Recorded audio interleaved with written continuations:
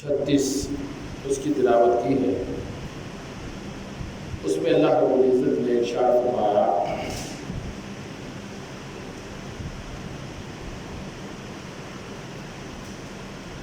کہ وَقُلْنَا اهْبِطُوا بَعْضُكُمْ لِبَعْضٍ عَدُوٌّ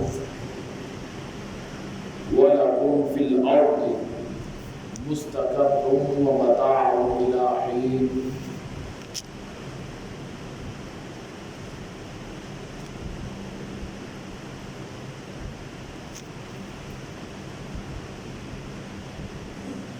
یہ جس آیت کریمہ سے میں نے آغاز کیا ہے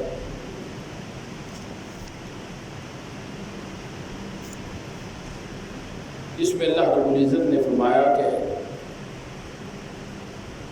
یہ کائنات میں انسانی کو بنانے سے پہلے جب سے میں نے کائنات کو بنایا ہے تو انسانی معاشرے کے اندر ہم نے بعض لوگوں کو بعض کا دشمن بنا دیا، یعنی انسانی معاشرے کے اندر دو طبقات ہیں، ایک طبقے کو دوسرے کا بعضکم لبعض عدو، ایک کو دوسرے کا دشمن بنا دیا ہے، یعنی کہ اللہ رب العزت فرما رہا ہے کہ میں نے تمہارے اندر طبقاتی کشمکش کو رکھ دیا ہے، اور ہم نے انسانوں کو، سارے انسانوں کو دو حق عطا کیے،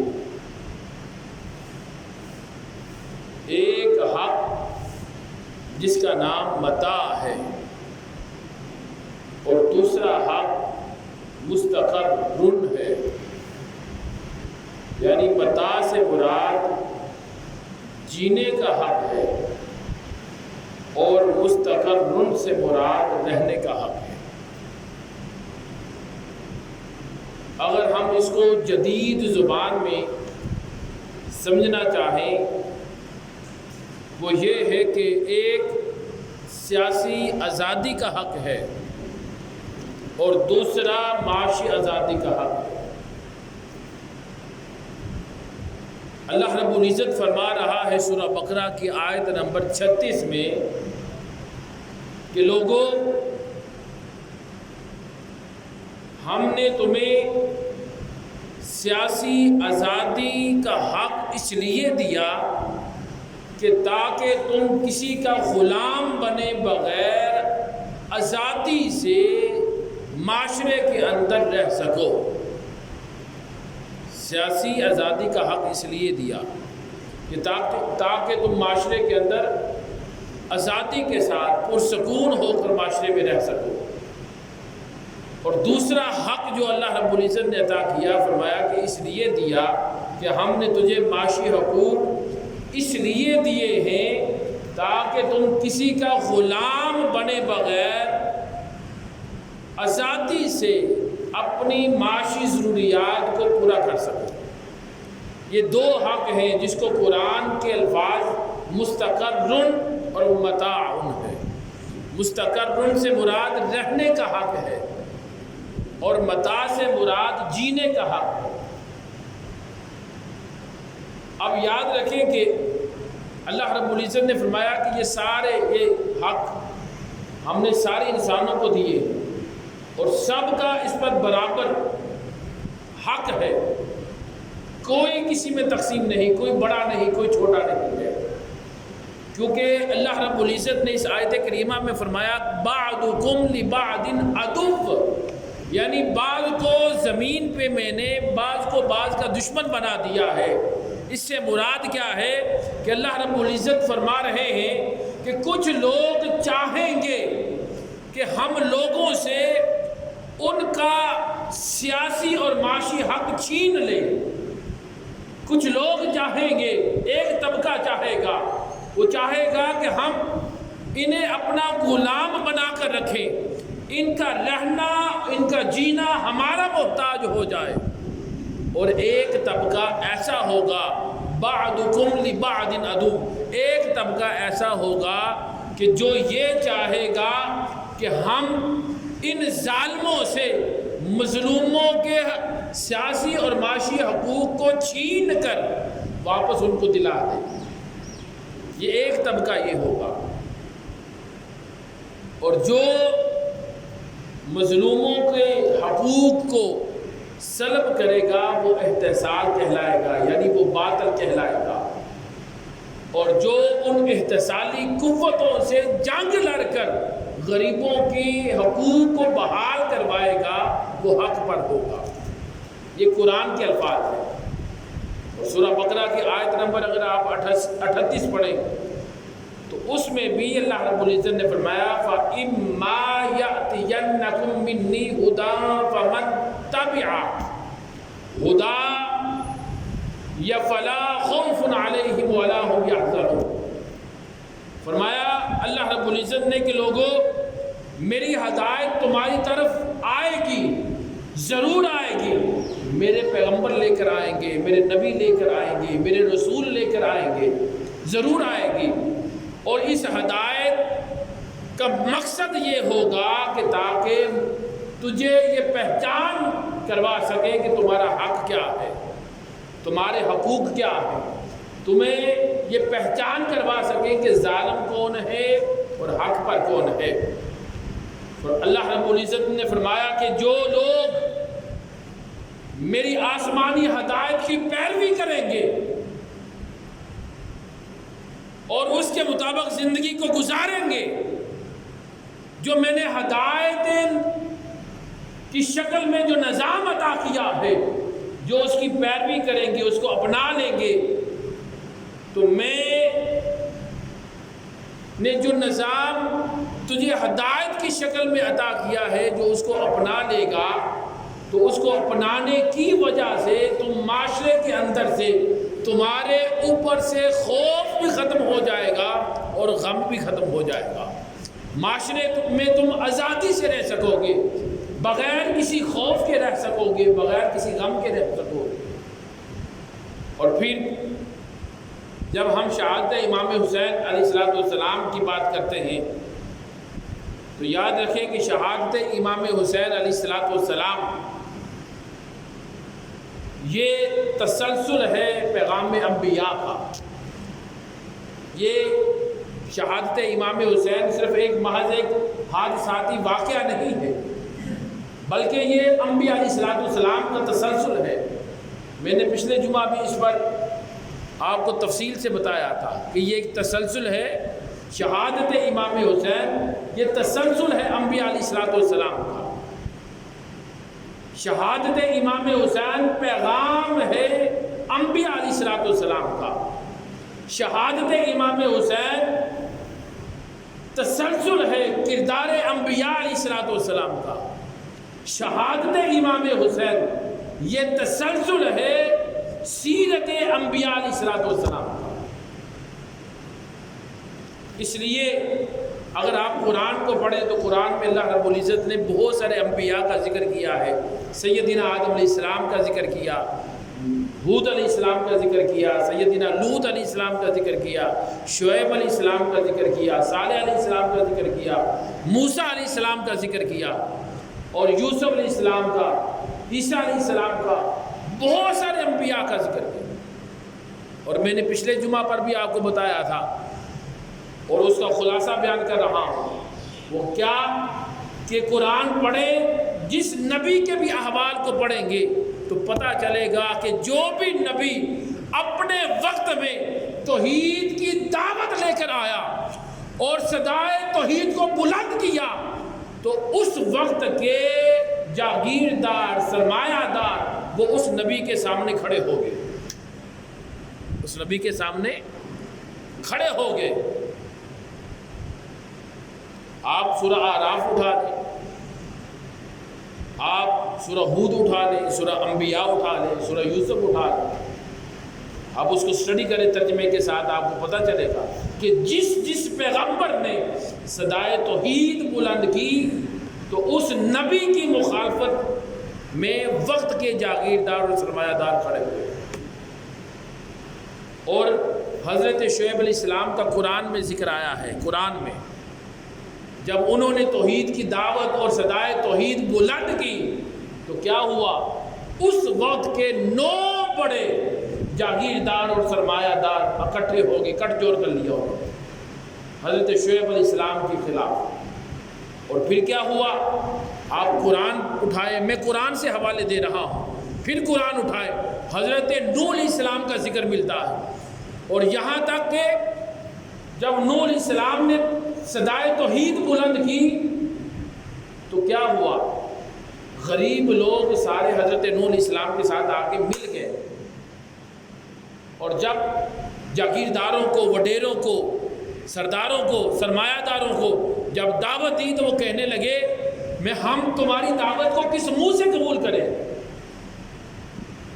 اور دعوت کو قبول کر کے ہم تمہارے ساتھ، ان غریبوں کے ساتھ جو ہمارے غلام تھے کل، آج تمہارے ساتھ مل چکے ہیں، کیا ان کے برابر ہم بیٹھیں گے تیرے ساتھ آ کے؟ یہ ہماری شان نہیں ہے۔ یہاں تک کے الفاظ ہیں قرآن مجید میں، وہ کہتے ہیں کہ یہ جو تیرے آج سپاہی بنے بیٹھے ہیں یہ کل تک ہمارے غلام تھے، اور ہم تیری دعوت قبول کر کے انہی غلاموں کے ساتھ آگے برابر میں بیٹھیں گے؟ یہ ہمیں گوارا نہیں، یہ ہمیں گوارا نہیں ہے۔ اس سے پتہ چلا کہ امیر اور غریب، قرآن کی نص سے، قرآن کی روشنی میں پتہ چلا کہ امیر اور غریب کی جنگ یہ آج سے نہیں ہے، بلکہ یہ حضرت نوح علیہ السلام سے چلی آ رہی ہے، حضرت نوح علیہ السلام سے چلی آ رہی ہے۔ امیر اور غریب کی جنگ وہاں سے چلی آ رہی ہے، اور میں نے آپ کو پہلے بھی عرض کیا پچھلے جمعہ پر، میں اس کا کیونکہ مختصر خلاصہ آپ کو بتانا چاہ رہا ہوں تاکہ آپ کو وہ تسلسل یاد رہے، تاکہ ہم اپنے موضوع کی طرف جا سکیں۔ وہ تاریخ انبیاء کو آپ سٹڈی کریں اور کتب سیر کو پڑھیں تو پتہ چلتا ہے کہ 3 کردار وجود میں آئے، میں نے بتایا تھا، ایک فرعون کا کردار، ایک قارون کا کردار، اور تیسرا یزید کا کردار۔ فرعون کا کردار، فرعون سے فرعونیت کا نظام بنا، قارون سے قارونیت کا نظام بپا ہوا، یزید سے یزیدیت کا نظام بپا ہوا۔ قارون اور فرعون کا نظام کیا تھا؟ اس نے سیاسی حقوق چھین لیے تھے، وہ ظلم کرتا تھا، جبر کرتا تھا غریبوں پر، انہیں اپنا غلام بنا کے رکھتا تھا، وہ سارے لوگ اس کے محتاج تھے۔ اور قارون کیا کرتا تھا؟ وہ سرمایہ دار تھا، دولت مند تھا، اس کے پاس سرمایہ تھا، وہ اپنی دولت سرمایہ کے ذریعے لوگوں کے ضمیر، ایمان اور غیرت کو خرید لیتا تھا یا ڈرا دیتا تھا۔ اور یزید سے یزیدیت کا نظام بپا ہوا، اور یزید ایسا بدبخت ہے کہ جس کے اندر فرعونیت بھی موجود ہے اور قارونیت بھی موجود تھی، یعنی وہ ظالم بھی تھا، جابر بھی تھا، اور اس کے ساتھ ساتھ وہ پیسے کے ذریعے ریاستی دہشت گردی بھی کرواتا تھا، ریاستی دہشت گردی بھی کرواتا تھا۔ اب واقعہ کربلا، یہ اس کے اندر 2 سوچوں کا ٹکراؤ ہے۔ کتنی سوچوں کا؟ بولیے گا تاکہ یاد ہو جائے۔ 2 سوچوں کا ٹکراؤ ہے، اور اسی کو سمجھنا آج کے اس دور میں اتنی اس کی ضرورت ہے۔ میں یہ سمجھانا چاہتا ہوں کہ ہماری نظر میں واقعہ کربلا نہ رہے، بلکہ ایک ابدی حقیقت کے طور پر ہمارے سامنے عیاں ہو جائے۔ 2 سوچوں کا ٹکراؤ تھا واقعہ کربلا میں، ایک سوچ یزید کی سوچ تھی اور دوسری سوچ حسین کی سوچ تھی۔ ایک یزیدی سوچ تھی اور ایک حسینی سوچ تھی۔ اب یزیدی سوچ کیا تھی یہ سنیے گا۔ یزید کی سوچ یہ تھی، وہ کہتا تھا کہ لوگوں بس طاقت ہی حق ہے۔ یزید کیا کہتا تھا کہ طاقت ہی، جس کے پاس طاقت ہو وہ کہتا ہے بس وہی حق پر ہے۔ یزید کہتا تھا کہ جس کے پاس طاقت ہو اس کی پیروی کی جائے، طاقت کا ساتھ دیا جائے اور طاقت سے سمجھوتا کیا جائے، طاقت کی تابعداری کی جائے، طاقت کے آگے سرنڈر کیا جائے، طاقت کی تائید کی جائے اور اس کی تائید میں، اس کی تابع داری میں اس کی غلامی کو قبول کر کے غلامی کی زندگی کو بسر کیا جائے اور تم اس کے محتاج، طاقت کے محتاج بن کے رہ جائیں۔ یہ یزید کی سوچ تھی۔ اور دوسری طرف حسینی سوچ کیا تھی؟ امام حسین کی سوچ یہ تھی، وہ فرماتے تھے کہ لوگوں یاد رکھو کہ طاقت ہی حق نہیں ہے، طاقت ہی حق نہیں ہے۔ امام حسین فرماتے تھے کہ لوگوں حق ہی طاقت ہے اور حق کا ہی ساتھ دو، طاقت کا ساتھ نہ دو، طاقت سے سمجھوتا نہ کرو اور طاقت کی غلامی اور تابع داری نہ کرو، اس کی پیروی نہ کرو، بلکہ حق کے ساتھ کھڑے ہو جاؤ۔ اگر تم حق کے ساتھ کھڑے ہو اور تجھے طاقت وقت کی آ کے کچل بھی ڈالے تو تم کچل کر بھی زندہ و جاوید ہو۔ یہ حق تھا، یہ امام حسین کی سوچ تھی، یہ امام حسین کی سوچ تھی۔ اب یہاں پر مختصر جلدی سے میں آپ کو یزید کی وہ حرکات بتاتا ہوں جس سے آپ کو اندازہ ہو جائے گا، کیونکہ شہادت امام حسین آپ کسی اور اینگل سے سنتے ہیں، میں آپ کو مسجد سے باہر جو زندگی ہم گزارتے ہیں اس زندگی کے ساتھ، اس سوسائٹی میں جو معاملات ہوتے ہیں اس سے جوڑنا چاہتا ہوں کہ دین صرف مسجد تک نہیں ہے، مسجد سے باہر بھی ہے۔ جو یزید تھا بدبخت، اس نے 3 قسم کی کرپشن کی۔ کتنی قسم کی؟ بولیے کتنی قسم کی؟ 3 قسم کی۔ ایک پہلی کرپشن اس نے کی سیاسی کرپشن، یہ یاد کر لیں، اور دوسری کرپشن کیا کی؟ مالی کرپشن، اور تیسری کرپشن اس نے کی اخلاقی کرپشن۔ سیاسی کرپشن کیا تھی؟ اس کی سیاسی کرپشن یہ تھی کہ جیسے ہی حضرت امیر معاویہ رضی اللہ تعالیٰ عنہ کا انتقال ہوا تو وہ تخت پر آ کر زبردستی براجمان ہو گیا، یزید آ کر بیٹھ گیا، مسند پر آ کر بیٹھ گیا۔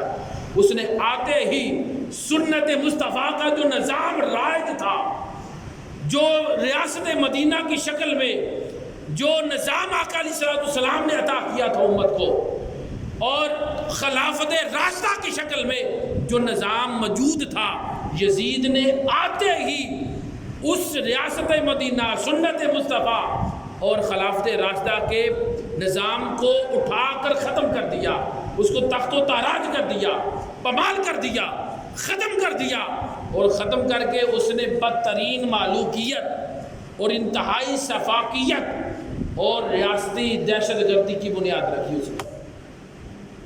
یعنی خلافت راشدہ کا نظام ختم کر کے اس نے مالوکیت کی بنیاد رکھی، اور پھر اس نے کیا کیا؟ اس یزید نے اوپر سے لے کر پہلا کام اس نے جو کیا، آتے ہی سب سے اوپر سے لے کر نیچے تک اس نے بادشاہی خاندانی بادشاہیت کو قائم کیا۔ اس نے آتے کیا کیا؟ جتنے خلافت راشدہ میں کا جو نظام تھا خلافت راشدہ کا، اس میں جتنے بڑے بڑے جید بزرگ، تجربہ کار، ایماندار، باوقار اور تقوی والے، پڑھے لکھے، عمر رسیدہ جو تجربہ کار صحابہ بھی تھے، اس میں جو بڑے بڑے عہدوں پر فائز سے، آتے ہی ان سب کو معزول کیا اور ان کی جگہ پر اپنے خاندان کے اوباش، لونڈے، نااہل لوگوں کو اس نے اس مسند پر بٹھا دیا۔ سب سے پہلا کام اس نے یہ کیا، اور دوسرا کام اس نے کیا کیا؟ آتے ہی دوسرا کام اس نے یہ کیا کہ اس نے لوگوں سے اختلاف کرنے کا حق چھین لیا، رائے احتجاج کرنے کا حق چھین لیا اس نے۔ اب یہ ساری چیزیں تاریخ میں پڑھی ہیں، تاریخ پڑھیں آپ کو پتہ چل جائے گی۔ یہ میرے سامنے ہے، یہ جو شیخ الاسلام نے یہ کتاب لکھی ہے، یزید کے کفر اور اس پر لعنت کا مسئلہ، آپ پڑھیں، آپ کو حقیقت عیاں ہو جائے گی۔ ہم سمجھتے ہیں کہ مولوی کا یا مسجد کا سیاست سے کیا تعلق ہے؟ جو ایسی سوچ رکھتا ہے وہ یزیدیت کی سوچ رکھنے والا ہے، وہ وقت کا یزید ہے۔ یہ یزید کی سوچ تھی، وہ کہتا تھا کہ دین صرف مسجد تک رہے، مسجد سے باہر کوئی اور نظام چلے گا، بس دین کا نظام صرف یہاں پر چلے۔ یہ یزید کی سوچ تھی. جو ایسی سوچ رکھے وہ یزید ہے وقت کا، اور یزیدی سوچ کا حامل ہے، اور یزیدی کردار اپنانے والا ہے. وہ حق پر نہیں بلکہ وہ باطل پر ہے. اب دوسرا جو کام اس نے کیا وہ کیا کیا؟ پہلا اس نے خاندانی بادشاہیت کو قائم کیا، اور دوسرا اس نے احتجاج کا حق چھین لیا. جو اس سے اختلاف کرتا، کوفہ میں کسی نے اختلاف کیا، ابن زیاد کے ذریعے لوگوں کے سامنے اس کے سر کو قلم کروا دیا. مدینہ والوں کو امام حسین کی شہادت کے بعد پتہ چلا کہ امام حسین کو یزید نے شہید کروا دیا ہے، تو سارا مدینہ سراپا احتجاج میں کھڑا ہوا. تو اس نے اپنی افواج بھیج کر مدینہ کو تخت و تاراج کر دیا، مدینہ کی دھجیاں اڑا دی، اور ہزاروں صحابیات، جوان، بچے، بوڑھے، ان کو بے دردی سے قتل کروا دیا. اور یہاں تک نہیں بلکہ اس بدبخت نے اپنی فوج کے ذریعے مسجد میں کھچر، گھوڑے، گدھے 3 دن تک بندھوائے، اور 3 دن تک مسجد نبوی میں اذان نہیں ہوئی، جماعت نہیں ہوئی، اقامت نہیں ہوئی، اور وہ گھوڑے اور کھچر اپنا پیشاب اسی مسجد نبوی میں کرتے تھے. اس سے بڑا کوئی بدبخت ہو سکتا ہے؟ بولیے، کوئی ہو سکتا ہے؟ پھر اس نے کیا کیا؟ یہاں تک نہیں، اس نے اپنی فوج کو کہا تھا کہ 3 دن کے لیے مدینہ تم پر مباح ہے، تم پر حلال ہے، تم جو چاہو لوٹو، جو چاہو کرو، یہ تم پر جائز ہے. یزید نے آرڈر دیا تھا، اور انہوں نے کیا کیا؟ یزیدی فوج نے، انہوں نے 1000 کے قریب صحابیات، 1000 کے قریب تاریخ میں آتا ہے کہ 1000 کے، اور حدیث میں بھی آتا ہے کہ 1000 کے قریب صحابیات جو کواری تھی ان سے زیادتی کر کے انہیں حاملہ کر دیا. اس سے بڑا کوئی بدبخت ہو سکتا ہے؟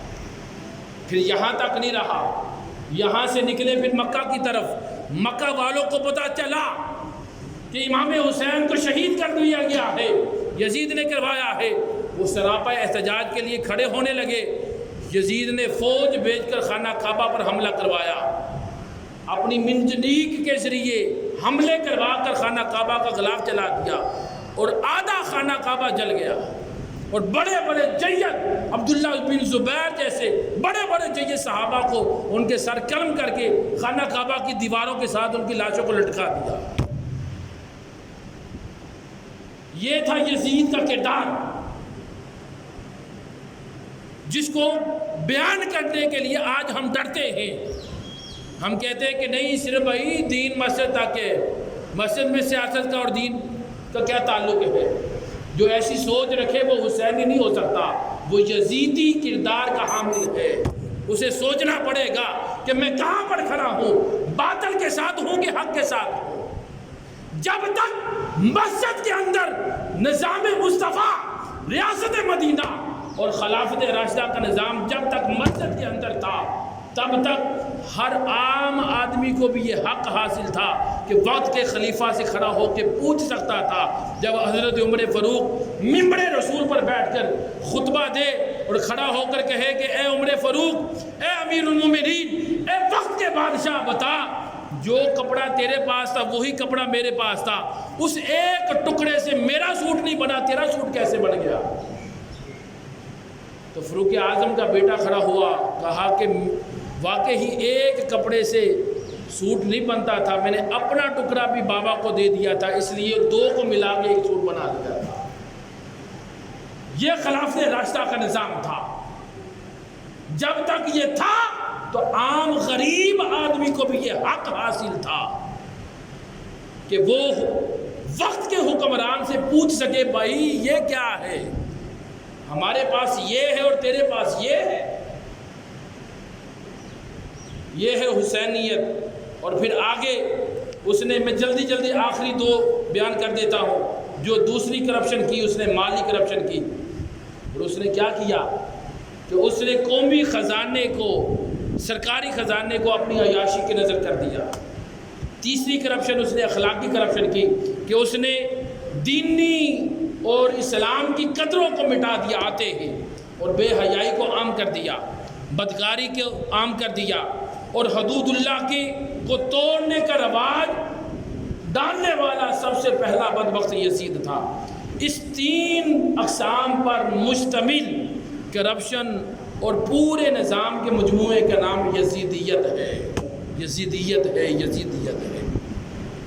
اور جو پورا نظام یزیدیت کی شکل میں آج بھی موجود ہے، اور یاد رکھیں اس طرز عمل، یہ جو میں نے آپ کو یزید کا کردار، آپ کو طرز عمل بتایا کہ نہیں، اس طرز عمل پر جس کی زندگی گزرے اور اس طرز عمل پر جس کی حکمرانی ہو، تو سمجھ لیں کہ وہ اس دور کا یزید ہے، اور جو اس سے ٹکرائے اور اس سے ٹکرانے کے لیے کھڑا ہو جائے وہ اس دور کا غلام حسین ہے، وہ اپنے دور کا حسینی پیروکار ہے، حسین کا وفادار ہے، اور حسین کے لشکر کا ایک ادنا سا سپاہی ہے جو اپنے دور کے یزید اور اپنے دور کی یزیدیت کو للکارے اور اس سے ٹکرائے۔ وہ کون ہے؟ حسین کا پیروکار ہے۔ میں یہاں پر اپنی گفتگو کو ختم کرتا ہوں۔ اگلا حصہ اگر تو چاہتے ہیں کہ میں اس پیغام کربلا کا پورا موضوع کروں تو اس کے لیے آج مغرب کے بعد، مغرب تا عشاء، ہم نے مختصر چھوٹی سی محفل رکھی ہے شہادت امام علی مقام امام علیہ السلام کے سال ثواب کے لیے۔ تو آپ تمام احباب جماعت کے ساتھ نماز ادا کریں، ایک تلاوت ہوگی، نعت ہوگی، اور اس کے بعد یہ جو موضوع میں یہاں پر کلوز کر رہا ہوں اسی کو آگے یہاں پر میں انشاءاللہ مغرب کے بعد آپ کو بتاؤں گا کہ اس یزید بدبخت نے کیا کیا اور کیا تھا، تاکہ ہمیں پتہ چلے کہ واقعہ کربلا صرف ہمارے ذہنوں میں ایک واقعہ نہ رہے بلکہ ایک ابدی حقیقت کے طور پر سامنے آ جائے۔ اللہ رب العزت ہمیں صحیح معنی میں پیغام کربلا اور شہادت امام حسین کے پیغام کو سمجھنے کی توفیق عطا فرمائے، اور سمجھ کر اور اس پر عمل پیرا ہونے کی توفیق عطا فرمائے۔ وما علینا الا البلاغ المبین۔ سنتے رہو۔